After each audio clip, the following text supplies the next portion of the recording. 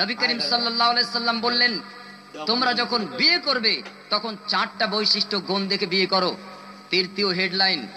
এরপর নবী করিম সাল্লাল্লাহু আলাইহি সাল্লাম বিবাহ সম্পর্কে বললেন, বিয়ে করা সুন্নত, তবে এই বিয়ে সুন্নত পালন করতে যে 4টি ফরজ পালন করতে হয়, 4টি ফরজ পালন করতে হয়।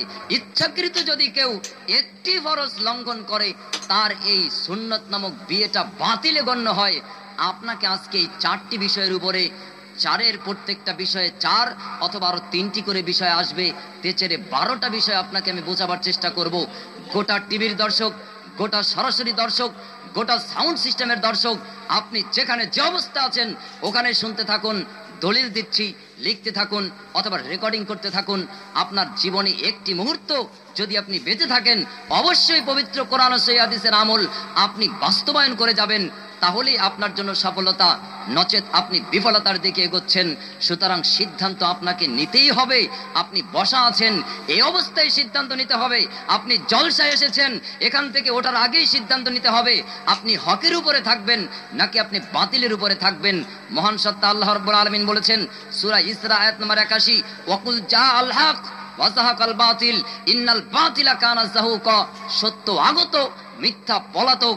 সত্য যেখানে আসে মিথ্যা সেখানে টিকতে পারে না, এটাই চূড়ান্ত কথা। আপনি জন্মের পর থেকে যখন কথা বলা শিখেছেন, আপনি দাবি করছেন আপনি মুসলিম, আপনি দাবি করছেন আপনি মুসলিম, কিন্তু আপনার মধ্যে মিথ্যা রয়েছে, আপনার মধ্যে অপরাধ রয়েছে, আপনার মধ্যে অনইসলামিক কার্যকলাপ রয়েছে। অথচ আমার আল্লাহ বললেন, হক যেখানে আসে বাতিল সেখানে থাকতে পারে না। আজকে এখানে আলো জ্বালানো হয়েছে, এখানে অন্ধকার নেই, এটাই তো বাস্তবতা। আমার আল্লাহ তো তাই বললেন, যেখানে কোরআন আসবে, যেখানে ইসলাম আসবে, যেখানে মুসলিম হয়ে যাবে, তার মধ্যে কোনো অনইসলামিক কাজ থাকতে পারবে না। আপনি কেমন মুসলিম, আপনি কেমন মুসলিমা যে আপনার মধ্যে এখনো শয়তানি কার্যকলাপ, আপনার মধ্যে এখনো অনইসলামিক ক্রিয়াকলাপ রয়েছে, আপনি কিভাবে দাবি করছেন? অথচ আমার আল্লাহ বলেছেন সূরা মায়েদা আয়াত নাম্বার 15 খুলুন, দেখুন, কদ জাকুম মিনাল্লাহি নূরু ওয়া কিতাবুম মুবিন। তোমাদের কাছে এসেছে একটি আলো ও একটি স্পষ্ট কিতাব। স্পষ্ট কিতাব এই পবিত্র কোরআন, আর আলোটা হচ্ছে ইসলাম, আলোটা হচ্ছে ঈমান, আলোটা হচ্ছে হেদায়েত, আলোটা হচ্ছে শরীয়ত মেনে কার্যকলাপ করার মধ্য দিয়ে আপনার ব্যক্তি চরিত্র গঠন, পারিবারিক চরিত্র গঠন, সামাজিক চরিত্র গঠন, রাষ্ট্রীয় চরিত্র গঠন।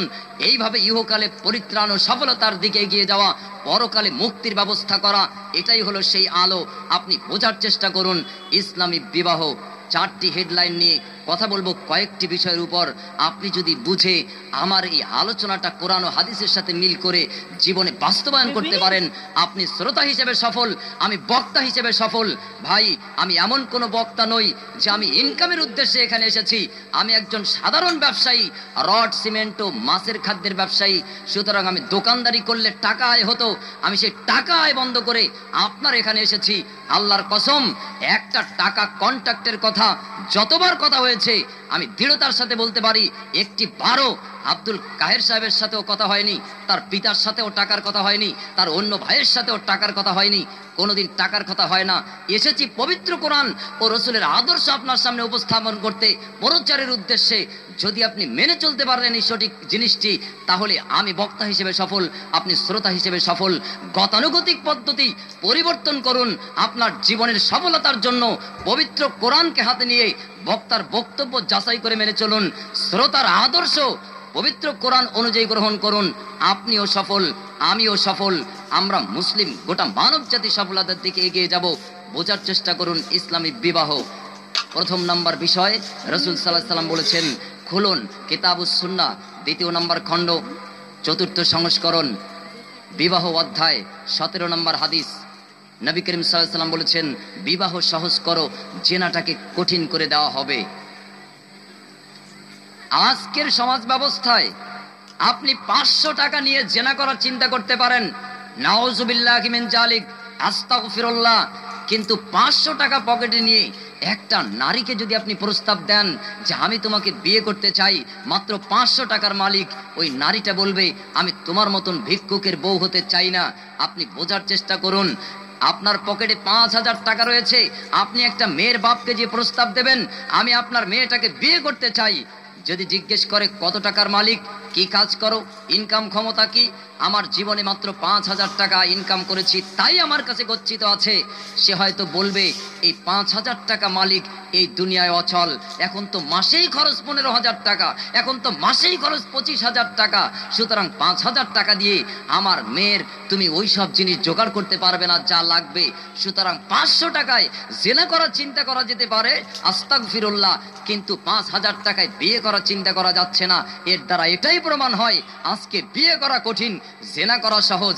এর জন্য দায়ী কে?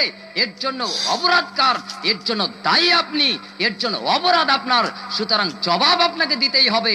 আপনি বাপ হয়েছেন, আপনি মা হয়েছেন, কিন্তু আপনার মেয়েটাকে আপনি সেইভাবে গঠন করতে পারেননি যে ও এমন একজন স্বামী গ্রহণ করবে যে স্বামীর বৈশিষ্ট্যের কথা বিশ্ব নবী মোহাম্মদ রাসূলুল্লাহ সাল্লাল্লাহু আলাইহি ওয়াসাল্লাম বলেছেন।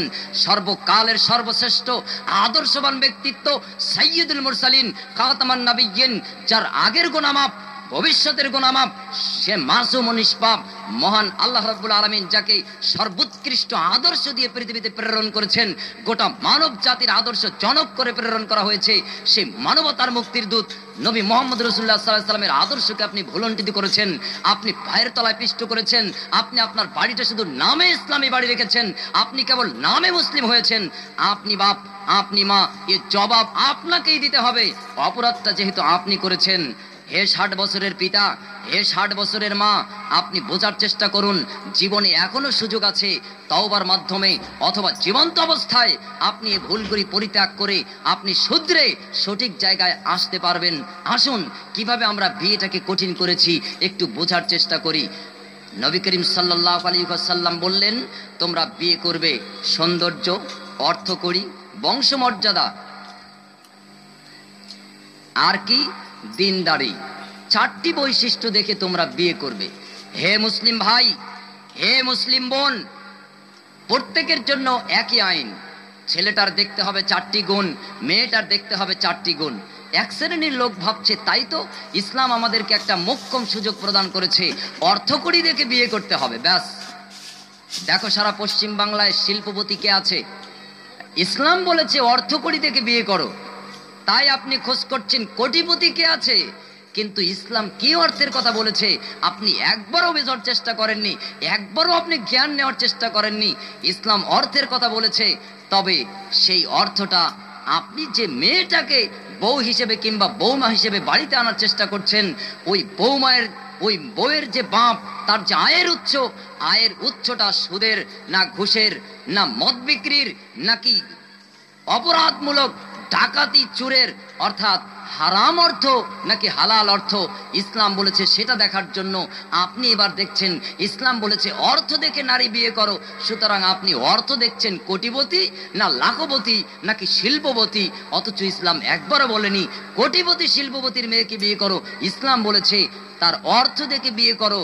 সুতরাং আপনি বাপ, আপনি এই ছেলেকে বিয়ে দেওয়ার জন্য আপনি পৃথিবীর সর্বশ্রেষ্ঠ তদন্তকারী অফিসার, আপনাকে আল্লাহ রাব্বুল আলামিন দায়িত্ব দিয়েছেন, তাই আপনি বাপ হিসেবে, আপনি মা হিসেবে আপনার ছেলেটাকে যে বাড়িতে বিয়ে দিতে চাচ্ছেন আপনি তদন্ত করবেন 3টি বিষয়।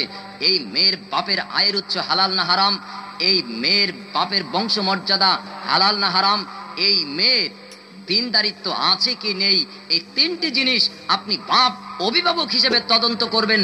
আপনি সিবিআই এর সিবিআই, আপনি এনআই এর এনআই, আপনি সিআইডির সিআইডি, সুতরাং আপনি তদন্ত করবেন যে বাড়ির থেকে আপনি বউটাকে আনতে যাচ্ছেন তার আয়ের উৎস হালাল আছে কিনা। আপনি এগুলি কিছু না দেখে 5 তলা বাড়ি দেখে হাজির হয়ে গিয়েছেন, এর বাড়ির মেয়েটাই মনে হয় আমার কাছে সব থেকে সুখদায়ক। আপনি বোঝার চেষ্টা করুন, সিদ্ধান্ত আপনাকেই নিতে হবে যেহেতু ভুলটা আপনি করেছেন। এরপরে এভাবেই তো আমরা আজকে রসুল যেভাবে নির্দেশ দিলেন সেটাকে বিকৃত করে আমরা লাইন ঘুরিয়ে আমাদের পকেট আর আমাদের পেটের দিকে চিন্তা করে এগিয়ে যাচ্ছি। এভাবে আর কতদিন এগোলে সমাজের পরিবর্তন হওয়া সম্ভব, পরিবর্তন করা সম্ভব? নিজের ভুঁড়ি বড় হয়ে গেল, নিজের পকেট দুটোর জায়গায় 5টা হয়ে গেল, নিজের গাড়ি দুটোর জায়গায় 10টা হয়ে গেল, কিন্তু যে ইসলামী পরিবেশ, যে ইসলামী সমাজ, সেই ইসলামী সমাজ অধপতনের অতল তলে নিমজ্জিত হচ্ছে। এর জন্য কিন্তু জবাব দায়িত্বশীল প্রত্যেকটি ব্যক্তিকে অবশ্যই দিতে হবে।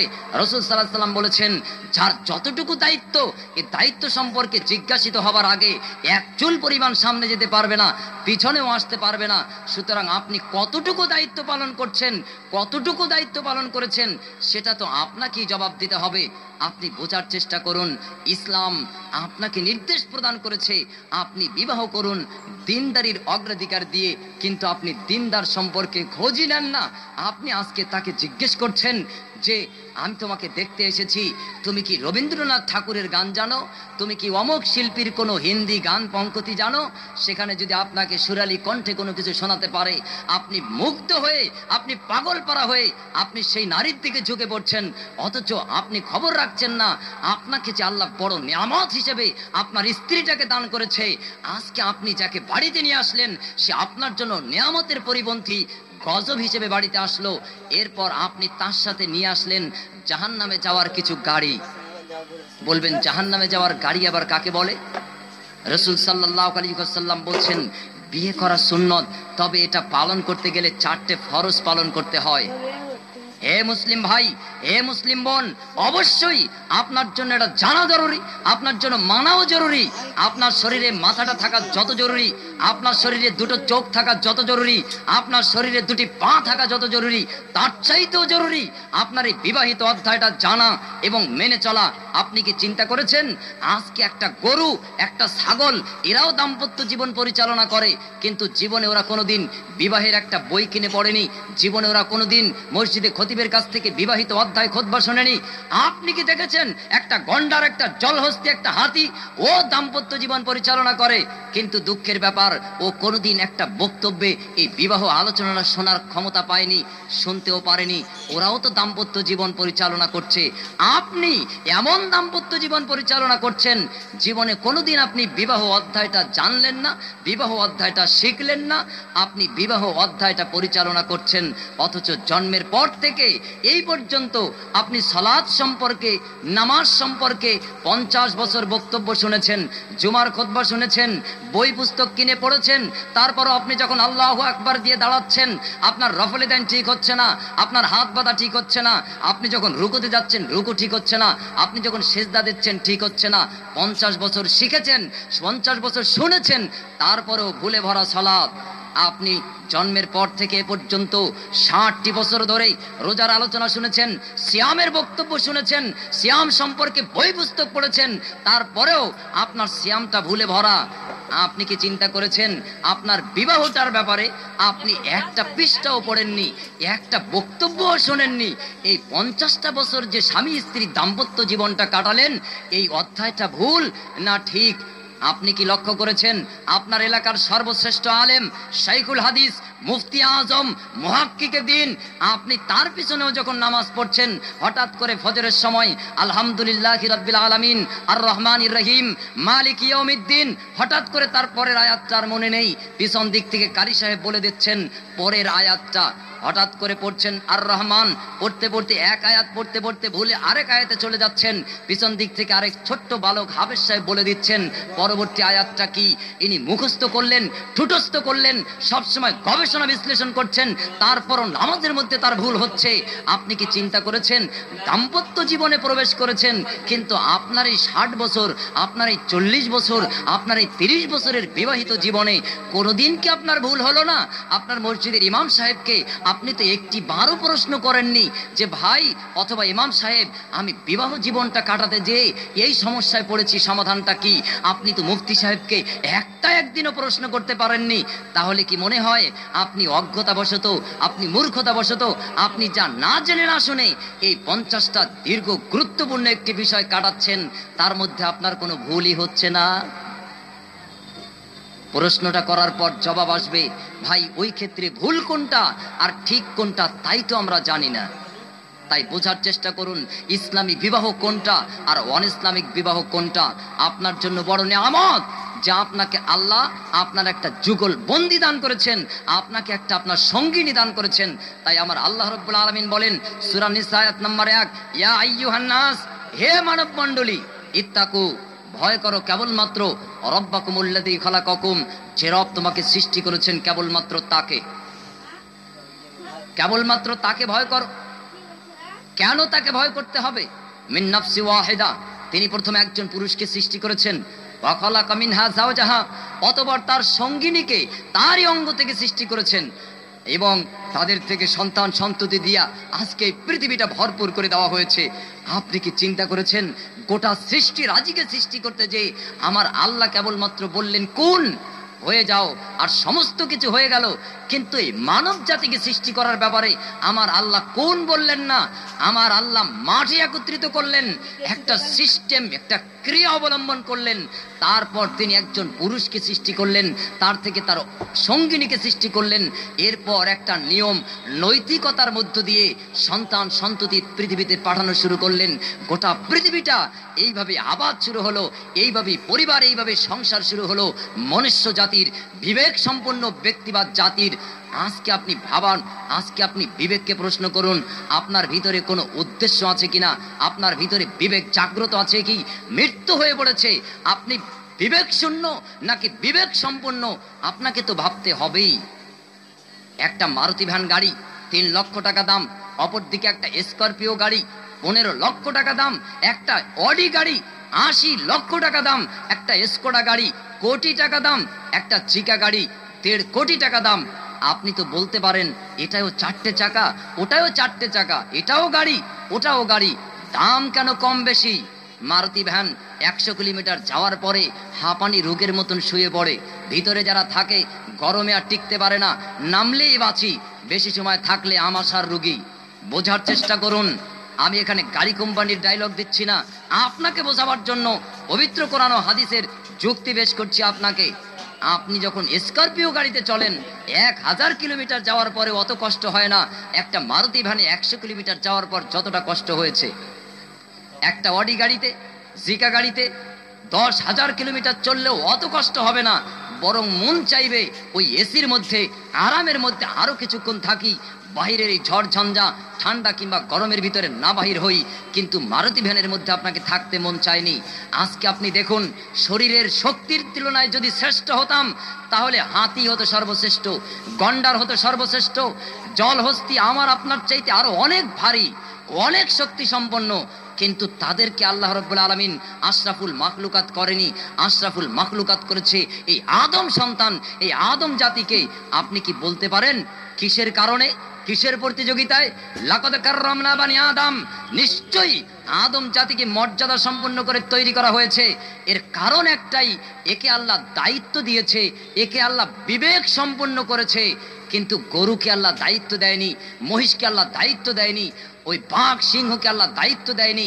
তাই ওর মাকেও চেনে না, ওর বাপকেও চেনে না, ওর ভাইকেও চেনে না, ওর মেয়েকেও চেনে না, ওর বোনকেও চেনে না, ওর পরিবার আর বহির পরিবার কাউকে চেনে না। তাই দাম্পত্য জীবনে কোনো বাসাবাসি নেই।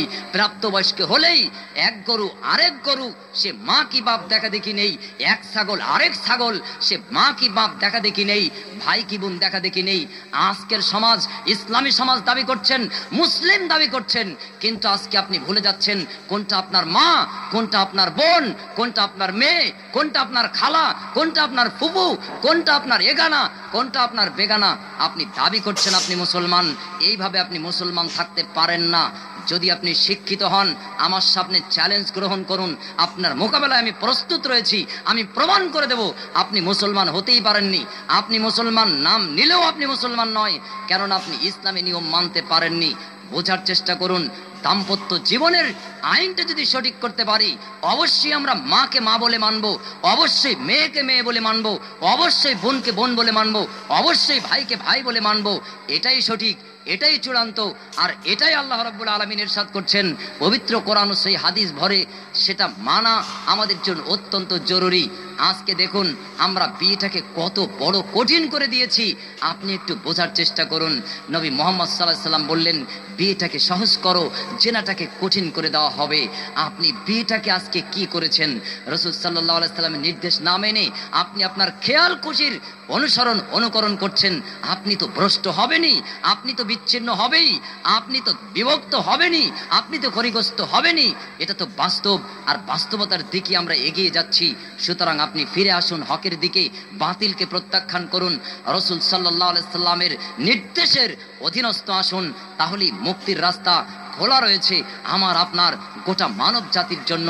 রাসূল সাল্লাল্লাহু আলাইহি সাল্লামের কথা, বিবাহকে সহজ করো, জেনাটাকে কঠিন করে দেওয়া হবে।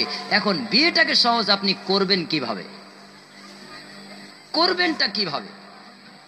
মেয়ে দেখতে যাব, মেয়ে দেখার অনুষ্ঠানে ছেলে যাবে, ছেলের বন্ধু যাবে 20 জন, ছেলের বোনাই যাবে 5 জন, ছেলের বাপের বন্ধু যাবে আরো কয়েকজন।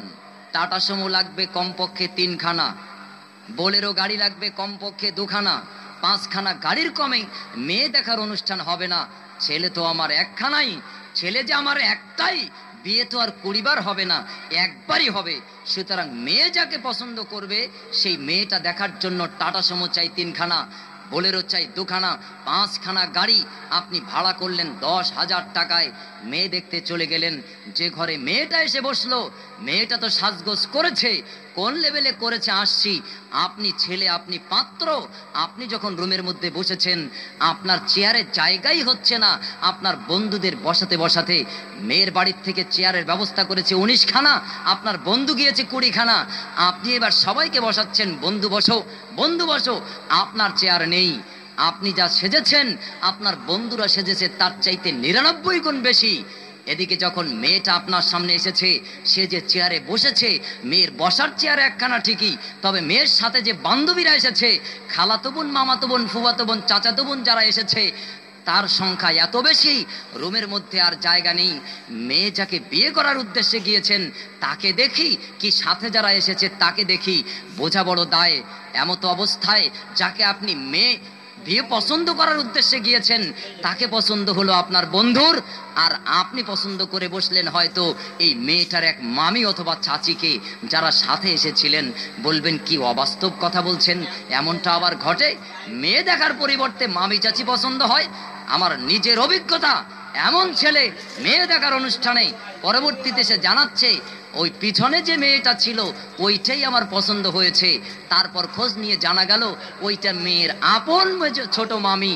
চিন্তা করুন, আপনি মেয়ে দেখার অনুষ্ঠানে আপনি অনেক মেয়ে হাজির করেছেন, আপনি ইসলামের আইন লঙ্ঘন করেছেন, আপনি ইসলামকে খেলাফ করেছেন, আপনি পর্দাকে খেলাফ করেছেন, আপনি একটা নিয়ামতপূর্ণ শাদী অনুষ্ঠিত করবার নামে আপনি জেনার আসর বসিয়েছেন।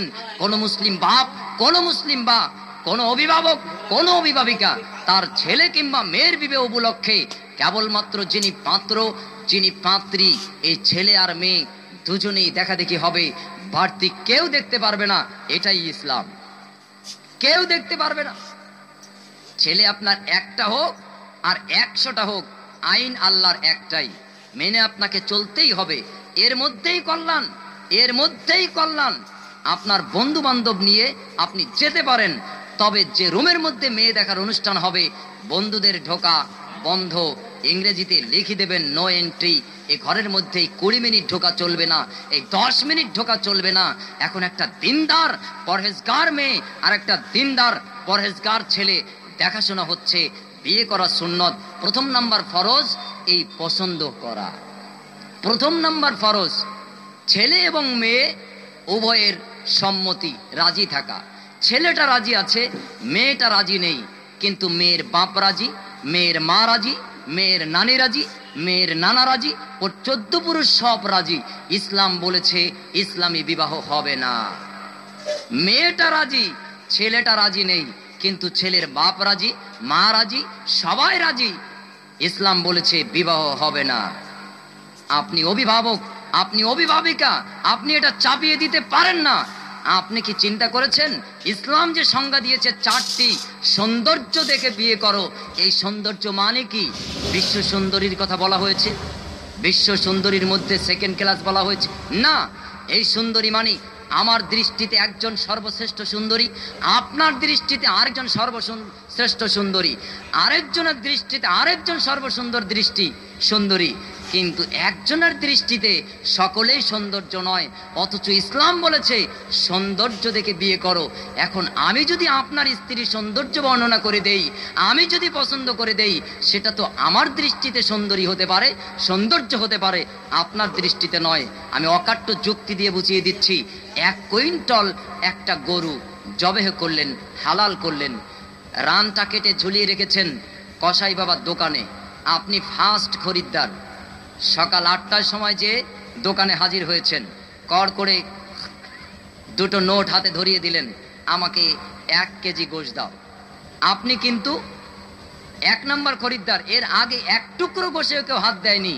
তারপরেও আপনি এই দোকানদারকে বলছেন, ভাই দোকানদার খারাপ গোশতটা দিও না, ভালো গোশতটা দাও। দোকানদার বলছে, নিজে বলো কোথা থেকে দেই। আপনি ঘুরিয়ে ঘুরিয়ে পছন্দ করে দিচ্ছেন সব থেকে ভালো গোশতটা। দ্বিতীয় যিনি খরিদ্দার, তিনিও এসে বলছেন খারাপটা দেবে না, ভালোটা দাও, তিনিও বাছাই করে দিচ্ছেন। এরপর যখন তৃতীয় খরিদ্দার, এভাবে করে করে 100 নম্বর খরিদ্দার, তিনিও যখন এসে দেখছেন মাত্র 1 কেজি গোশত বাকি আছে, তারপরেও বলছে দোকানদার ভাই খারাপ গোশতটা দিও না, এখান থেকে একটু দাও, ওখান থেকে একটু দাও। শেষ পর্যন্ত কিন্তু কষাইয়ের টেবিল খালি, কষার দোকান ফাঁকা, সবই ক্রয় হয়ে গিয়েছে, সবই বিক্রি হয়ে গিয়েছে, কিন্তু কেউ খারাপটা নেয়নি। আর কষাই বাবার খারাপটাও বাকি থাকেনি। একজনের নজরে এটাই ভালো, আরেকজনের নজরে ওটা ভালো। সৌন্দর্য আমার নজরে সেরা, আপনার নজরে আরেকটা সেরা, আরেকজনের নজরে আরেকটা সেরা। যিনি বাপ, আপনি বিয়ে করেছেন আমার মাকে পছন্দ করে, ওটা আপনার উপরে ওয়াজিব ছিল, আপনার উপরে ফরজ ছিল। কিন্তু আমি বিয়ে করব, নারীটার চেহারা সৌন্দর্য পছন্দ হতে হবে আমার নজরে। আপনি বিয়ে করবেন, আপনার নজরে সৌন্দর্য পছন্দ হতে হবে। বাকি 3টি বৈশিষ্ট্য দেখবে মা, দেখবে বাপ, দেখবে তার অভিভাবক এবং অভিভাবিকা। ওই 3টি বিষয় দেখার ব্যাপারে ছেলের অত অগ্রাধিকার নেই, কেবল পছন্দ করবে, সম্মতি দেবে ছেলে এবং মেয়ে। আজকে আমাদের পশ্চিম বাংলায় ছেলে মেয়েটাকে দেখে, তবে মেয়েটা ছেলে দেখতে পারে না। কি আশ্চর্য ব্যাপার! অথচ রাসূল সাল্লাল্লাহু আলাইহি ওয়াসাল্লাম বললেন ছেলে মেয়েটা ভালো করে দেখো, আর মেয়েটাও যেন ছেলেটাকে ভালো করে দেখে, তার জন্য পছন্দসই উপযুক্ত কিনা। আজকে আপনি মনে করেছেন আপনি পুরুষ, আপনি সিংহ, আপনি ক্ষমতাশালী, সুতরাং আমি কেবল 20টা প্রশ্ন করছি, বাড়িতে 10টা মোষ আছে, তুমি আমার বাড়ি বউ হয়ে গেলে এই মোষের এই গোয়াল পরিষ্কার করতে পারবে তো? মেয়েটা দেখলো মুর্শিদাবাদ বাড়ি, এখানে তো বউ হয়ে গেলেই গোয়াল ঘরে কাজ করতে হতে পারে, মাঠে কাজ করতে যেতে হতে পারে, আম বাগানে আম স্প্রে করতে যেতে হতে পারে। সুতরাং লজ্জা করে লাভ নেই, বলে দেই মোষ 20টা কেন, 100 হলেও কাজে রাজি। খুব আপনি খুশি হলেন, কিন্তু আপনি চিন্তা করলেন না আপনি পাত্র। ইসলাম আপনাকে কি প্রশ্ন করার নির্দেশ দিয়েছে, কিভাবে আপনি চিন্তা করবেন? আপনি তো জানেনই না ইসলাম কি প্রশ্ন শিখিয়েছে। এই মগজের মধ্যে আপনি তা দিতে পারেননি। মগজের মধ্যে একটাই ঢুকেছে, একটাই রয়েছে, সেটা হলো যাকে বিয়ে করতে যাচ্ছি তার বাপের ব্যাংক ব্যালেন্স কত আছে। মেয়েটা পছন্দ হয়ে গেল, তারপর কথা হচ্ছে, ঠিক আছে তুমি এবার যাও। মেয়েটা চলে গেল, মেয়ের অভিভাবকের সাথে শুরু হয়েছে, গাড়ি দেবেন কটা, রুম করে দেবেন কটা, খাট যাবে কটা, 2 চাক্কা না 4 চাকা, কোন অবস্থায় আমার ছেলেটাকে আপনি জামাই হিসেবে গ্রহণ করবেন? লজ্জা শরমহীন, দায়িত্ব জ্ঞান শূন্য এই বাপ নামের কলঙ্ক, মা নামের কলঙ্ক, অভিভাবক অভিভাবিকা নামের কলঙ্ক। পৃথিবীতে এর চাইতে নিকৃষ্ট জাতি আর একটাও নেই। উলাইকা কাল আনআম বাল হুম আদাল ওয়া উলাইকা হুমুল গাফিলুন। এরা যেন 4 পাওয়ালা জন্তুর ন্যায়, বরং তার চাইতে নিকৃষ্ট। এরাই প্রকৃত ক্ষতিগ্রস্ত, এরাই প্রকৃত অলস, এরাই বিপদগামী। তারা কারা? যারা ইসলামী আইন মানার নামে অনিসলামকে ধার্য করে নিয়েছেন, অমুসলামের মধ্যে প্রবেশ করার পথ খুঁজে চলেছেন। আপনি মেয়েটা দেখলেন, পছন্দ করে বের করে দিলেন, এবার মেয়ের লোকজনের সাথে কথা হচ্ছে, কত টাকা দেবেন নগদ, আর এই আশীর্বাদে আসবো পরে আরেকদিন, গাড়ি দেবেন কয় চাকা। দুঃখের সাথে মেয়ের বাপটা চোখ দুটো উঁচু করতে পারে না, সে যেন পৃথিবীর সব থেকে বড় অপরাধী, আর আপনি যেন সিংহ পুরুষ। আমি বলি আপনি বাপ হিসেবে কাপুরুষ, আপনি অভিভাবক হিসেবে কাপুরুষ। আপনি যাকে জন্ম দিয়েছেন, আপনার যে ছেলে, ও আপনার চাইতে 2 গুণ কাপুরুষ। ও যদি কাপুরুষই না হতো, আজকে টাকার বিনিময়ে একটা মেয়ের কাছে বিক্রি হতে যেত না। সাবধান মুসলমান যুবক, সাবধান মুসলমান যুবতী, কোন পণের বিয়ের নামক প্রহসনে নামবেন না। এই বিয়ে নামক নাটকে আপনি প্রবেশ করবেন না। অশান্তি আপনার মাথায় করে বাড়িতে বয়ে আনবেন না। আপনি বিয়ের ঘরে যে বিয়ের নারী পছন্দ করতে যে জাহান্নামের বায়না দিয়ে আসছেন, জাহান্নামে যাওয়ার গাড়ি তৈরি করে নিয়ে আসছেন। আপনি মুসলমান তো না, আপনি মুসলমান হওয়ার চেষ্টা করুন। আমার আল্লাহ বলেছেন সূরা বাকারা আয়াত নাম্বার 208, ইয়া আইয়ুহাল্লাযীনা আমানু, হে বিশ্বাসী সকল, উদখুলু ফিস সিলমি কাফা, ইসলামের মধ্যে প্রবেশ করো পরিপূর্ণভাবে, অর্ধেক নয়, আংশিক নয়, 3 ভাগের 2 ভাগ নয়, 90% নয়, 100% ইসলামের মধ্যে প্রবেশ করতে হবে। আপনি ইসলাম 10% মানবেন আর 10% আপনি অনিসলাম মানবেন? আপনি কেমন মুসলমান? আল্লাহ বললেন সূরা বাকারা আয়াত নাম্বার 42, ওয়ালা তালবিসুল হাক্কা বিল বাতিল ওয়া তাকতুমুল হাক্কা ওয়া আনতুম তাআলামুন, সত্য আর মিথ্যাকে মিশ্রিত করো না, সত্য জানো, এমত অবস্থায় সত্যকে গোপন করো না। আপনি বাপ, আপনি অভিভাবক, আপনি লজ্জা শরম বিহীন অবস্থায় মেয়ের বাপটাকে অপরাধী বানিয়ে দিলেন, আসামির কাঠগলায় দাঁড়িয়ে দিলেন। আপনি যখন প্রশ্ন করলেন আমার ছেলেটাকে আপনি জামাই হিসেবে গ্রহণ করলে আপনি আমার ছেলেটাকে খুশি হয়ে কি দেবেন? আপনি কাপুরুষ। এই কাপুরুষোচিত কাজ মুসলিম সমাজ থেকে বিতাড়িত করুন, আহলে হাদিস সমাজ থেকে এটাকে বহিষ্কার করুন। কোনো আহলে হাদিস পরিবারে কোনো অবস্থাতে পণের বিয়ে হবে না। যে পণের বিয়ে করবে, যে পণের বিয়ে দেবে, উভয় ইসলাম থেকে খারিজ হয়ে যাবে। সুতরাং কোনো অবস্থায় মুসলমানের খাতার থেকে আপনি নাম কেটে দিতে পারেন না। অবশ্যই আপনাকে মুসলিম থাকতে হবে। মুসলিম থাকবেন না মানে আপনি মুসলিম ইচ্ছা হলো হবেন, আর ইচ্ছা হলো না আপনি মুসলিম হবেন না, এমন কোনো সুযোগ আপনাকে আল্লাহ দেয়নি। আপনি মুসলিম থাকলে আপনার জন্য না জনে আমোদপূর্ণ পার্থিব জীবনে একটা স্ত্রী পাবেন। এই স্ত্রীটা আপনার অর্ধাঙ্গিনী। আপনি যখন তাকে বলবেন ওগো আমার জন্য 1 গ্লাস পানি দরকার, বলা শেষ, পানির গ্লাস হাতে এসে যাবে। আপনি যখনই বলবেন আমার বিছনাটা রেডির দরকার, বলা শেষ, আপনার বিছনা রেডি হয়ে যাবে। নিয়ামতপূর্ণ স্ত্রী, আপনার বলা শেষ, কাজ সম্পূর্ণ হতে দেরি নেই। কিন্তু আপনি পণ নামক হারাম বিয়ে করেছেন। এই বিয়ের যে বউটা আপনি পেয়েছেন, মোটরসাইকেলটি কি আপনি পেয়েছেন, গাড়িটা আপনার ঘরে, চাবিটা আপনার শ্বশুরের মেয়ের হাতে। যখন বলছেন যাব সাজুর মোড়, বলে এটা আমার বাপের গাড়ি, সুতরাং তোমার ইচ্ছা মতন হবে না, চাবিটা আমার আঙ্গুলের মাথায়। আপনি যখন 4 চাকা নিলেন, এরপর যখন চাকরিতে গেলেন, মাস শেষে যখন আনতে বলল সোনার হার, আপনি আনতে পারলেন না, বলে ওই তো তুমি কাপুরুষ, তোমাকে আমার বাপ দিয়েছিল 1 লাখ, গাড়ি দিয়েছে 4 হুইলার, আর এখন একটা হার দিতে বলেছি পারোনি।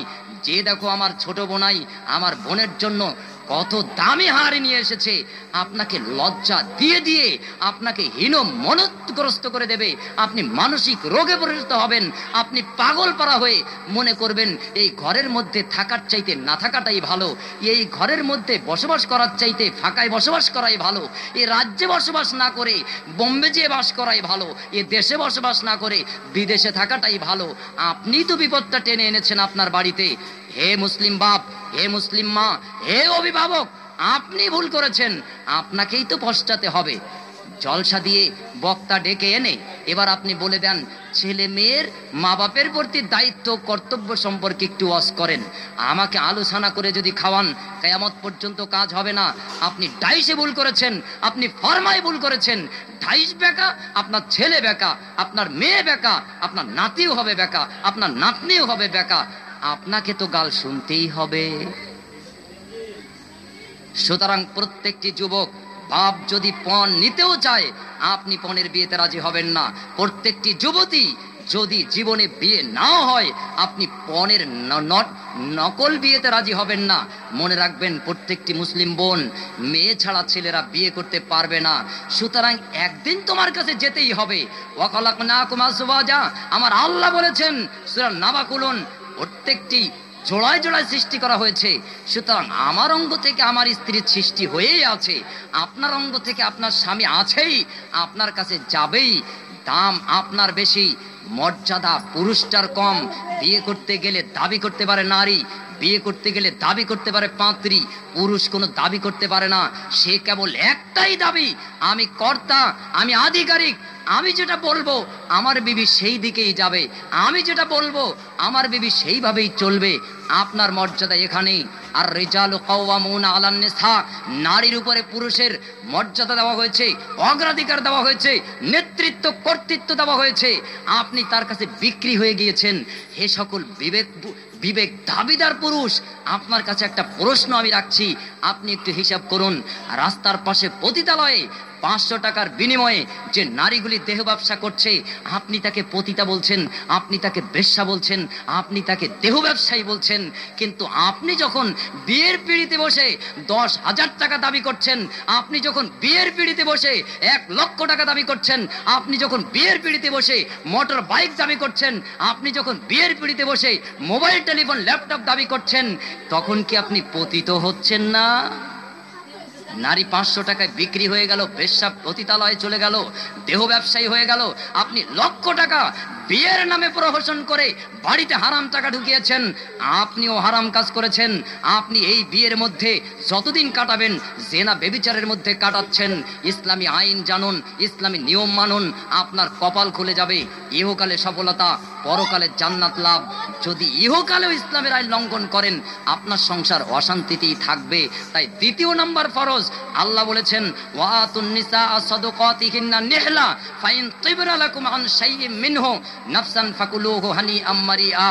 তোমরা তোমার স্ত্রীদের মোহরানা খুশি মনে আদায় করো, তার থেকে যদি তারা খুশি মনে কিছু ছেড়ে দেয় তাহলে তোমরা উপভোগ করতে পারো। সাধারণ সেটা। সূরা নিসা 4 নম্বর আয়াত দেখুন, আল্লাহ বলেছেন খুশি মনে মোহরানা আদায় করো। আর আপনি অভিভাবক, আপনি বিয়ের পাত্র, আপনি মোহরানা দিচ্ছেন 500 টাকা, মোহরানা দিচ্ছেন 5,000 টাকা, আর পণ নামক হারামি টাকা নিচ্ছেন তার চাইতে কয়েক গুণ বেশি। এটা ইসলামী বিয়ে নয়। 2 ফরজ আপনি লঙ্ঘন করেছেন, কশ্চিন কালেও এটা ইসলামী বিয়ে বলে গণ্য হবে না। সুতরাং মোহরানা কেবলমাত্র মেয়েটা পাবে, ছেলেটা কোনো কিছু পাবে না। এটা হলো 2 নম্বর ফরজ। 3 নম্বর ফরজ, এই বিয়েতে অবশ্যই কমপক্ষে 2 জন পুরুষ, কমপক্ষে 4 জন পুরুষ। যত বেশি সাক্ষী হবে তত আমার আল্লাহ বেশি খুশি হয়।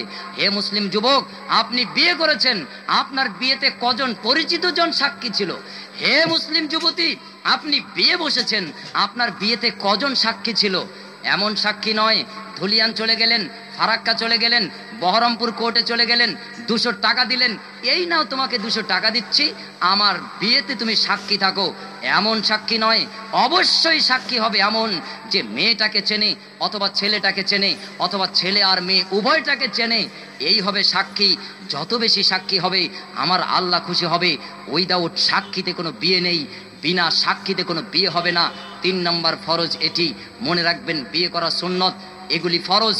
যদি সুন্নত পালন করতে যেয়ে ফরজ লঙ্ঘন করেন, বিয়ে কিন্তু হবে না, জেনার আসরে নেমে যাচ্ছেন। আপনি যে বিয়ে করার প্রস্তুতি নিচ্ছেন, বিয়েটা ইসলামী বিয়ে করবেন না শয়তানি বিয়ে করবেন, সিদ্ধান্ত আপনাকে এক্ষুনি নিতে হবে। আপনি যেহেতু বসে আছেন, আপনি দাঁড়াতে পারবেন কিনা তার কোনো গ্যারান্টি আপনার কাছে নেই। আমার কাছে এমন গ্যারান্টি নেই আমি দাঁড়িয়ে বক্তব্য দিচ্ছি এখন বসতে পারবো কিনা। আমার দৃঢ় বিশ্বাস আছে কুল্লু নাফসিন যায়িকাতুল মাউত, প্রাণী বলতেই মৃত্যুর স্বাদ গ্রহণ করতে হবে। সুতরাং আমি দাঁড়িয়ে আছি, এক্ষুনি আমাকে মালাকুল মাউত পাকড়াও করে নিতে পারে। আপনি বসে আছেন, এক্ষুনি আপনাকে মালাকুল মাউত পাকড়াও করতে পারে। যেহেতু আমাদের মরার গ্যারান্টি আছে, বাঁচার গ্যারান্টি নেই, তাই সিদ্ধান্ত তো আপনাকে নিতেই হবে। হে আমার যুবক ভাই, হে আমার যুবতী বোন, আপনি সাক্ষী ছাড়া বিয়ে করবেন না সাক্ষী সহ বিয়ে করবেন, এ সিদ্ধান্ত আপনাকে নিতেই হবে। আপনি যদি সাক্ষী ছাড়া বিয়ে করেন, রসুল বলেছে এটা বিয়ে হবে না, বিয়ে নামক প্রহসন হবে। সুতরাং এতে আপনি নাম লেখাতে পারেন না। 4 নম্বর ফরজ, ইসলামী বিয়েতে অবশ্যই কম পক্ষে ছেলে এবং মেয়ের অভিভাবকের উপস্থিতি হওয়া চাই। আজকে সব থেকে বড় সমস্যা পশ্চিম বাংলা, আসাম, বিহার, ভারত, বাংলাদেশ আরো যত এলাকা আছে, বড় সমস্যা মেয়ে বিয়ে করে ফেলেছে, বাপ জানে 24 ঘন্টা পরে। মেয়ে বিয়ে করে ফেলেছে, মা জানে 48 ঘন্টা পরে। মেয়ে বিয়ে বসে ফেলেছে, কিন্তু অভিভাবকরা জানে না। আপনি মাস্টার হতে পারেন, আপনি ডাক্তার হতে পারেন, আপনি ইঞ্জিনিয়ার হতে পারেন, আপনি বিএড পাস হতে পারেন, আপনি পিএইচডি করা ব্যক্তি হতে পারেন, কিন্তু আপনি মূর্খ, আপনি অশিক্ষিত, আপনি জ্ঞান শূন্য, আপনি বিবেক শূন্য। আপনার মগজে লজ্জা হলো না, আপনার বিবেকে চিন্তা হলো না, আমি আজকে বিয়ে বসছি আমার যৌবনের তাড়নায়, উন্মাদনায়, কিন্তু 2 বছর পরে আমি একটা ফুটফুটে বাচ্চার মা হব, আমি একটা ফুটফুটে বাচ্চার বাবা হব, আমি একটা নাতিপুতির দাদা হব, দাদু হব। তারা যখন জানবে, তাদের কানে যখন আওয়াজটা যাবে, আমার দাদু বিয়ে করেছিল, তার বাপ জানেনি, আমার মা বিয়ে করেছিল, তার অভিভাবক জানেনি, আপনি তার সামনে এই চেহারাটা নিয়ে দাঁড়াবেন কি করে? আপনার দাড়ি চুল পাকা এই অবস্থায় দাঁড়াবেন কি করে? আপনার লজ্জা হলো না? হে ডক্টরেট শ্রেণীর লোক, হে ইঞ্জিনিয়ার, ডাক্তার, মাস্টারেরা, হে ব্যবসায়ী এবং সাধারণ শ্রেণীরা, ভালো করে বোঝার চেষ্টা করুন। আপনার লজ্জা হলো না কেন?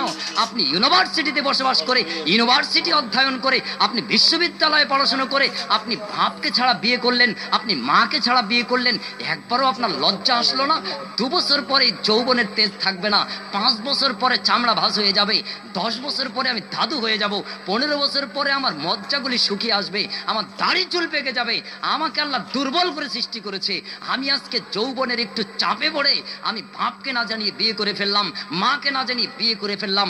আপনার চাইতে লজ্জাহীন পৃথিবীতে দ্বিতীয় আর কোনটা নেই। আপনার চাইতে লজ্জা কম রাস্তার কুকুরদেরও নেই। ওরা বছরে নির্দিষ্ট একটা মাস রয়েছে, সেই মাসেই রাস্তাঘাটে বেইজ্জতি কাজটা করে। কিন্তু আপনি এমন লজ্জাহীন, আপনি এমন বেশরম, আপনি এমন বিবেক শূন্য। হে মুসলিম ভাই, হে মুসলিম বোন, আমি গল্প শোনাচ্ছি না, আপনার বিবেককে জাগ্রত করার চেষ্টা করছি। বিবেককে জাগান, বিবেককে ভাবান, মগজে সঠিকটা ঢোকান। আপনি মাস্টার, ডাক্তার, ইঞ্জিনিয়ার, ও বিচার আল্লাহ করবে না। আপনি আল্লাহর দেওয়া আইন মেনেছেন কিনা, এটাই হবে সঠিক বিচার। যদি মানেন দুনিয়ায় শান্তি, পরকালেও শান্তি, যদি না মানেন দুটোই গেল। আপনার কি একটু লজ্জা হলো না যে আমি অভিভাবককে না জানি বিয়ে করব? পৃথিবীর কোনো নারী এবং কোনো পুরুষ যাতে অভিভাবক ছাড়া বিয়ে না করে, তাই আমার আল্লাহর নবী বলে দিয়েছেন কোনো ওলি ছাড়া বিয়ে নেই। সুতরাং যে নারী এবং পুরুষ, যে যুবক এবং যুবতী অভিভাবক ছাড়া বিয়ে করেছে, ওর বিয়ে ইসলামী বিয়ে নয়, ওটা হারামি বিয়ে, ওটা শয়তানি বিয়ে। সুতরাং ও বিয়ে প্রত্যাখ্যাত, ও বিয়ে পরিত্যাজ্য। কোন আহলুল হাদিস সমাজে, কোন আহলে হাদিস পরিবারে কোনো অবস্থাতেই ওলি ছাড়া বিয়ে হবে না। কেবলমাত্র বিশেষ দ্রষ্টব্য, ছেলে যদি নিজে অভিভাবক হয়, ছেলে যদি নিজে প্রাপ্তবয়স্ক হয়, তাহলে সে ওলি ছাড়া বিয়ে করতে পারে। 4 ভাগের মধ্যে 3 ভাগ ছাড় দেওয়া হয়েছে, 1 ভাগ অগ্রাধিকার দেওয়া হয়েছে। মেয়ের বয়স 18, মেয়ের বয়স 28, মেয়ের বয়স 80, মেয়ের বয়স যদি 800 বছর হয়, অভিভাবক ছাড়া বিয়ে হারাম। রসুল বলেছেন লা নিকাহ ইল্লা বিওয়ালি, বিয়ে নেই ওলি ছাড়া, ওলি ছাড়া বিয়ে হবে না। বলুন বুখারী কিতাবুন নিকাহ, বলুন মুসলিম কিতাবুন নিকাহ, বলুন কিতাবুস সুন্নাহ বিবাহ অধ্যায়, জল জল করছে হাদিস। আপনি মুসলিম, আপনি ইসলামী নিয়ম মেনে বিয়ে করবেন না, আর তারপর যখন আপনার ছেলে কান্না শুরু করবে তো থামবে না। হুজুরের কাছে এসে বলবেন, হুজুর আমার ছেলেটা মাগরিবের সময় শুরু করে কান্না, ফজরের আওয়াজটাও কানে ঢোকে না, ওর কান্নার আওয়াজের চোটে ব্যবস্থা দিন। হুজুর সাহেব দেখলেন মোক্ষম সুযোগ একটা পেয়ে গেছি, এটাই তো সুবর্ণ সুযোগ। বেতন আমার 2500 টাকা, মাসে খরচ 15,000 টাকা, মাস্টার সাহেবের বেতন 45,000 টাকা, ওনার বাড়িতে লোক মাত্র 4 জন, আমার বাড়িতে সদস্য সংখ্যা 12 জন, আমার বাড়িতে মাসে খরচ 15,000, মাস্টারের বাড়িতে মাসে খরচ 12,000, তার বেতন 45, আমার বেতন 2,500। আপনি বললেন সুযোগ একটা আছে, রাস্তা একটা খোলা আছে, আর সেটা হলো অমুক ঘাটের পানি, অমুক রাস্তার মাটি, অমুক গ্রামের এই, তমক গ্রামের এই 7 জায়গার পানি আর 7 জায়গার মাটি এনে দাও। আর ওই মাটিতে থাকা একটা বন রুই, রুই মাছের কলিজা লাগবে। আপনি তখন বলছে বাপরে বাপ, এই কলিজা আবার পাবো কোথায়? যদি নদীর রুই মাছের কথা বলা হতো, রাস্তা একটা খোলা ছিল, বাজার থেকে কিনে নিতাম। বন রুই ও তো কোনো বাজারে পাওয়া যায় না, ফারাক্কাতেও পাওয়া যায় না। আপনি তখন বললেন, হুজুর ওর দাম নেবে কত? বলে 1,200 নেবে। বলে এই নেন 2,000, বন রুই হোক আর মানুষ রুই হোক, ওর কলিজা দিয়া আমার নাতি বা আমার ছেলেটার আওয়াজ বন্ধ করে দেন। আপনি রাস্তা মানলেন না ইসলামের। আপনাকে আল্লাহ যখন গজব দিচ্ছে, তখন আপনি হারাম ও শিরকের মধ্যে নিমজ্জিত হচ্ছেন। আপনি কি দেখেছেন? আপনি বিপদমুখী নিজের থেকেই হচ্ছেন। তাই তো আমার আল্লাহ বলেছেন, যহরাল ফাসাদু ফিল বাররি ওয়াল বাহর বিমা কাসাবাত আইদিন নাস। জলে স্থলে, পাহাড়ে পর্বতে, যেখানেই তোমরা বিপদ মুসিবত দেখো, এগুলি সব তোমার 2 হাতের ইনকাম করা। এগুলি আল্লাহ চাপিয়ে দেয়নি, এগুলি আপনি টেনে এনেছেন। রাসূল সাল্লাল্লাহু আলাইহি সাল্লাম বললেন, এই 4টি হলো বিয়ের ফরজ, একটাও লঙ্ঘন করলে ইসলামী বিয়ে হবে না। আজকে আপনার সমাজে যে বিয়েগুলি হচ্ছে এবং হবে, এই বিয়েগুলি 4টে শর্ত মেনে হচ্ছে কি লঙ্ঘন করে হচ্ছে? যদি লঙ্ঘন হয় অন ইসলামিক বিয়ে, যদি মেনে হয় ইসলামিক বিয়ে। এবার আসুন, বিয়েটা আপনি ইসলামী দিতে চাইলেন, কিন্তু আপনি জানেনই না ইসলামী বিয়ে দেওয়ার নিয়মটা কি। বিয়ের আসর বসে গেছে, আপনার এই সুন্দর কলিজার টুকরা, কলিজার টুকরা, আপনার আদরের দুলালি মেয়েটাকে আজকে লক্ষ্মী ঠাকুর বানিয়ে দিয়েছেন। জীবনভর আপনি তার বুকের উপর একটা ওড়না চাপিয়ে দিয়েছেন, মাথায় একটা মোটা চাদর দিয়ে আপনি তাকে স্কুলে পাঠিয়েছেন, আপনি তাকে মাদ্রাসায় পাঠিয়েছেন, আপনি তাকে বাড়ি আত্মীয়র বাড়ি সফরে পাঠিয়েছেন। কিন্তু আজকে যে বিয়ের আসরটা আপনি বসিয়েছেন, এই বিয়ের আসরে আপনার মেয়েটাকে লক্ষ্মী ঠাকুরের মতন সাজিয়ে মাথার উপরে মাছ ধরার জালের মতন একটা নামে মাত্র ওড়না, যার জানালা কটা দরজা কটা সারা পৃথিবীর মানুষকে যদি জড়ো করে হয় সে গুণে শেষ করতে পারবে না। আপনার মেয়ের বিয়ে উপলক্ষে যে ওড়নাটা মাথার উপর দিয়েছেন, ওই ওড়নার জানাল দরজা কটা বাপও গুণে শেষ করতে পারবে না, মাও গুণে শেষ করতে পারবে না, যারা বসেছেন কেউ গুণে শেষ করতে পারবেন না। লক্ষ্মী ঠাকুরের মতন মেয়েটাকে সাজিয়ে সুন্দর একটা চেয়ারে বসিয়ে দিয়েছেন। অপরদিকে বিয়ের পাত্রপক্ষ যখন এসেছে তাদেরকে একটা ঘরের মধ্যে বসিয়ে দিয়েছেন আসংগাড়া দিয়ে, অথবা নামাজের নিয়মে পাত্র বর যে সে বসে আছে, এক হাতে রুমাল, নাক আর মুখ সেটে চুপ করে বসে আছে, একেবারে অপরাধীর মতন মনে হয় আজকে পৃথিবীর সবচেয়ে বড় অপরাধ উনি করে ফেলেছেন।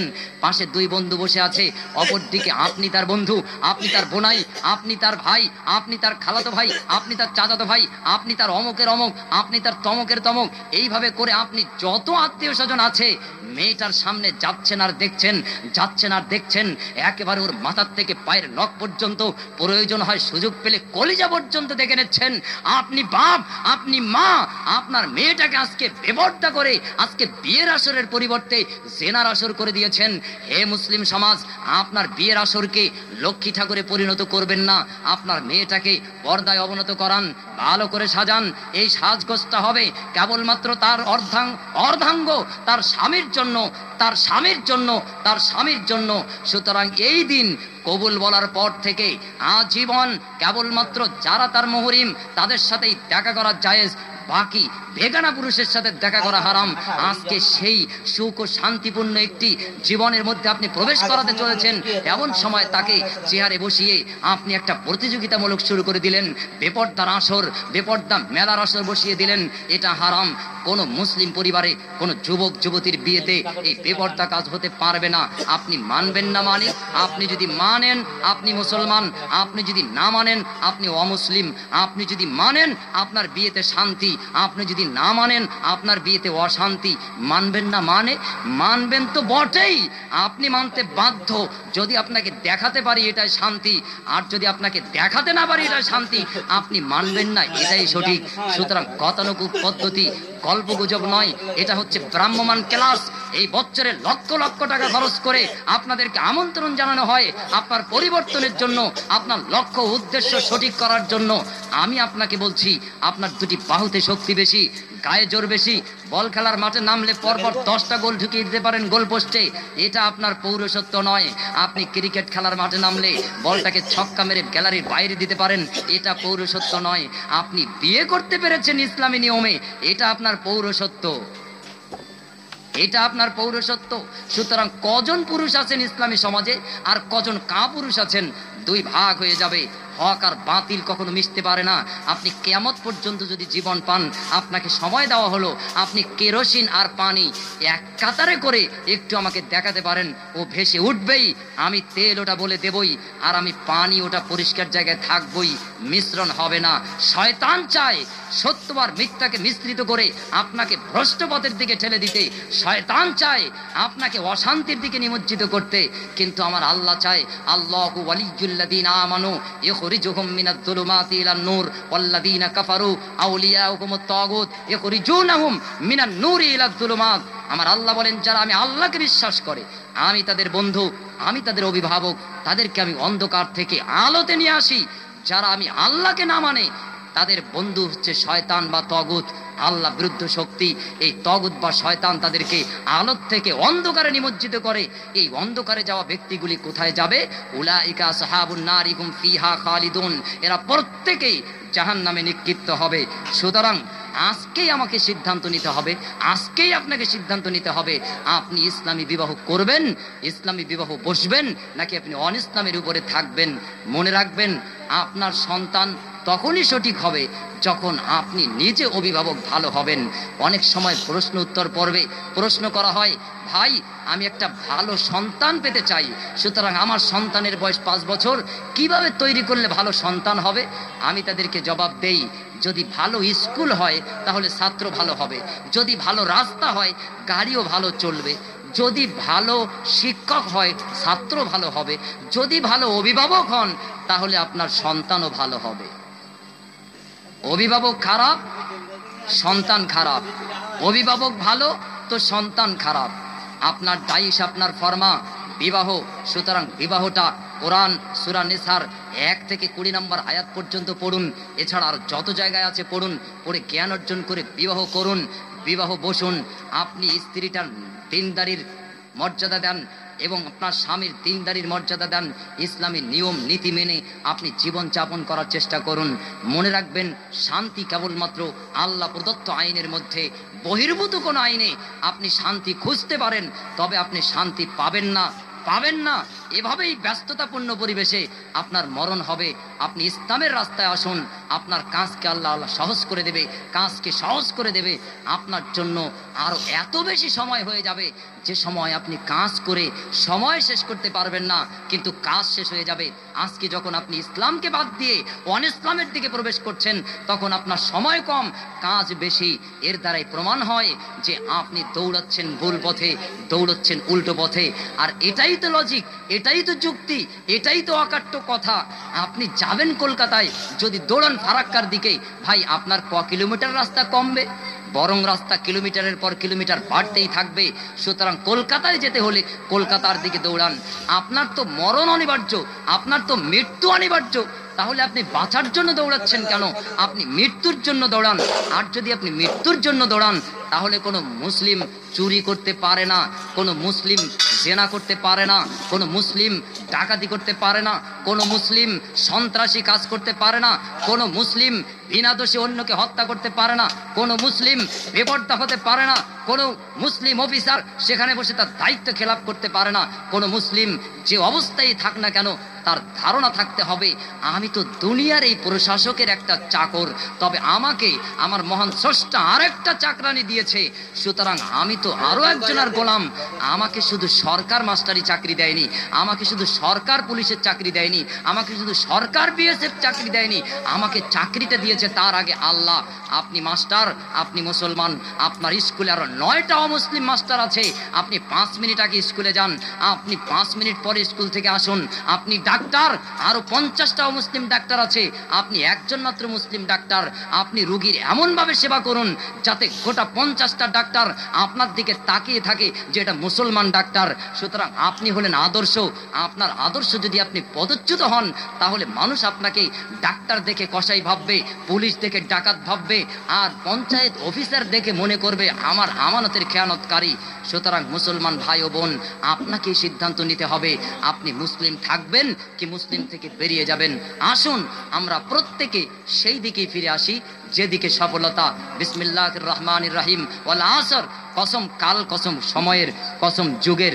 আল্লাহ রাব্বুল আলামিন বলছেন, ইন্নাল ইনসানা লাফি খুস, নিশ্চয়ই মানব জাতি ভুলের মধ্যে নিমজ্জিত, তবে তারা নয় ইল্লাল্লাযীনা আমানু, যারা আমি আল্লাহর প্রতি বিশ্বাস স্থাপন করেছে, ওয়া আমিলুস সালিহাত, নেক কাজগুলি সম্পাদন করে চলেছে, ওয়া তাওয়াসাউ বিল হক, হকের দাওয়াত দেয়, হকের উপর অধিষ্ঠিত রয়েছে, ওয়া তাওয়াসাউ বিস সবর, বিপদ ও মুসিবতে কাউকে দোষারোপ করে না, এক আল্লাহর উপর ধৈর্য ধারণ করে। এরা সফল কাম, এরা সফল কাম, এরা সফল কাম। এদেরকে মুমিন বলা হয়েছে। আপনি কোন কাতারে যাবেন সিদ্ধান্ত